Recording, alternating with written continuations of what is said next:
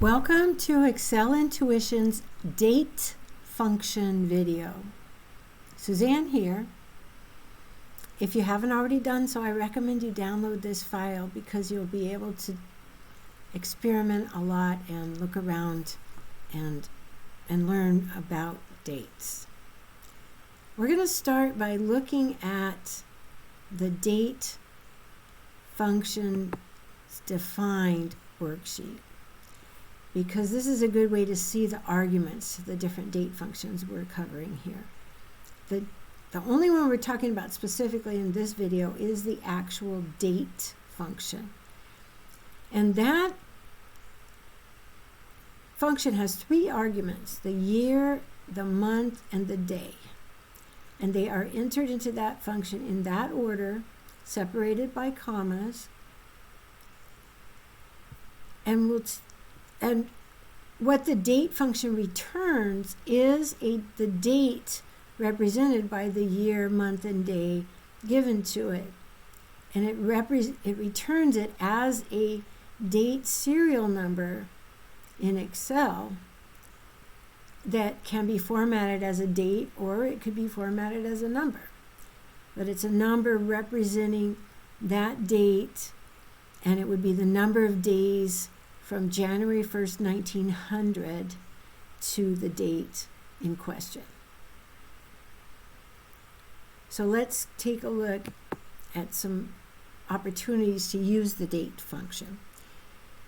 On this worksheet, we have today's date in cell C6, and then we also have a particular birth date entered in cell C7.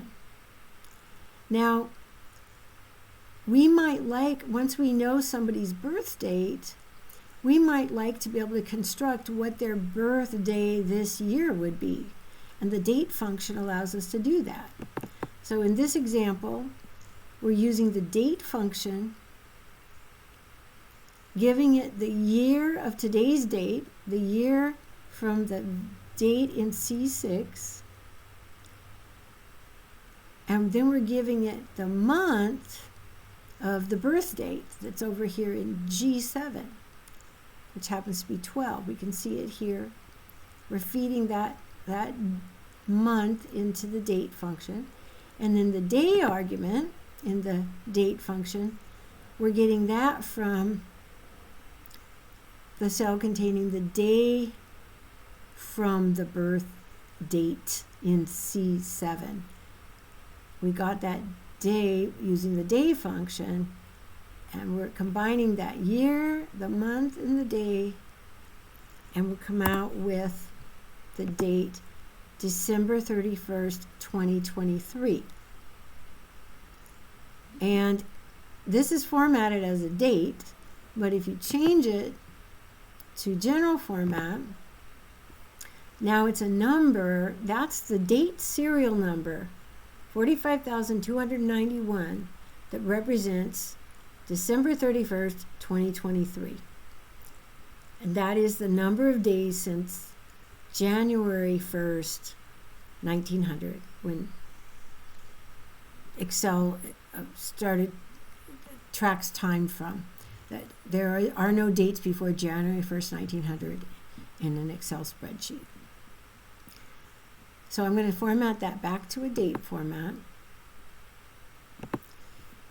and go on to another example using the date function. Let's say we want to know what date, upon what date someone with this birthday would reach the age of 70 and a half years old.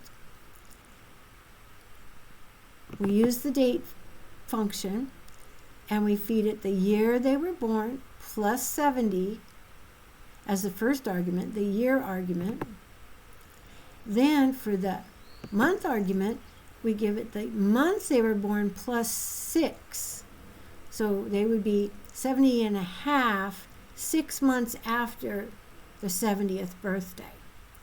So we've got the month they were born plus 6, and then we've got the day they were born, the day of the month they were born. So that would be the date, July 1st, 2008, was the year someone with this birth date turned 70.5 years old. To calculate the date when they reached 72 years old, that's going to be their birthday that year, because we're not asking for it to be half year. So we would, in this case, give it the year of birth plus 72, and then the month of birth and the day of month of birth.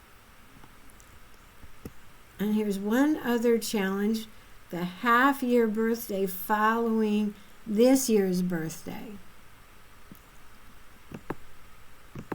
In this case, we're taking the year of today and the month the person was born plus 6 for the month, argument to the date, and then the day they were born of the month, the day of the month. So that combination would give the half year birthday following their birthday this year. So their half year birthday next year. And that is the end of the examples of the date function in use. Come back to the date function challenges video to try your own hand at this on some of the worksheets in here and see the solutions. Thank you.